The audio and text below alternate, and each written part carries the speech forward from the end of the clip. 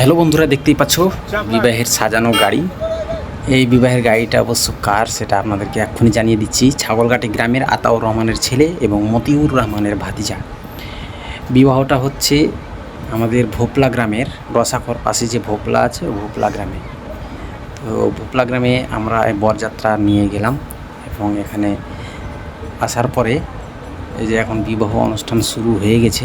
তো বিবাহ অনুষ্ঠানটা শুরু হওয়ার সময় আর কি একটু গরম ছিল প্রচুর, ওই জন্য আর কি একটু অসন্তুষ্ট মনে হচ্ছিল, কিন্তু ফ্যান ট্যানের ব্যবস্থা খুব সুন্দর করেছিল। বরযাত্রাদের বসার জায়গা অনেক সুন্দর, ভালোই লাগলো আর কি গিয়ে। কিন্তু মানে যে গরম লাগছিল এইটাই মানে একটুখানি অসন্তুষ্টির কারণ ছিল। আর যখন খেতে বসলাম তখন তো মজাটা আলাদাই মজা ছিল। আমার সাথে রিজওয়ান ছিল, আমার বন্ধু সামাদ ছিল, আরও আমাদের গ্রামে অনেক আছে। তো সবাইকে নিয়ে আনন্দ মজা করে খাওয়া দাওয়া করলাম, সেই লাগলো সেই। তারপরে এই যে দেখেন রিজওয়ান ছিল, অনেক বড় বড় চুল ছিল, অবশ্য চুলগুলো কেটে ছোট করে দিয়েছে। আমাদের গ্রামের ম্যাক্সিমাম লোকের মাথা খারাপ হয়ে গেছে, এর রিজওয়ানের মাথায় চুল থাকলে গ্রামের মাথা ভারী, ওই জন্য যাক গ্রামের মাথা ভারী না করে রিজওয়ানের মাথা হালকা করে দিলাম। রিজওয়ানকে বললাম একটু চুলগুলো ছোটো করে নিস। এই যে শাহজাহান চাচা আমার, এই যে আমার তুজুল চাচা, নুরুল ভাই ওদের, তারপরে এই জয়নালের যে বিয়ে হচ্ছে ওই জয়নালের ভাই সিরাজ, যার বিয়ে হলো ছেলেটা হচ্ছে আমার ভাতিজা সম্পর্ক। জয়নাল ট্র্যাক্টরের ইঞ্জিনের পুরা মিস্ত্রি একদম।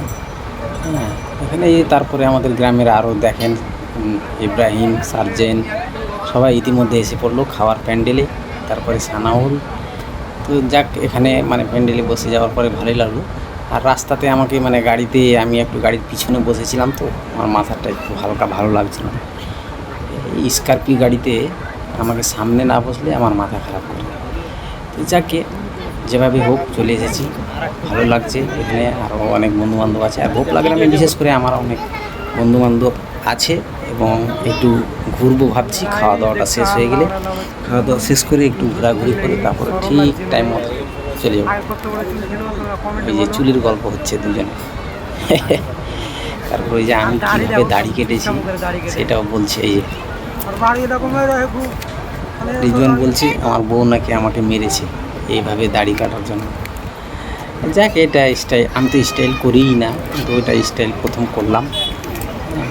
এই যে হ্যাঁ, তারপরে আবার টিফিন চলে আসলো, টিফিন খাওয়া শুরু করতে হবে।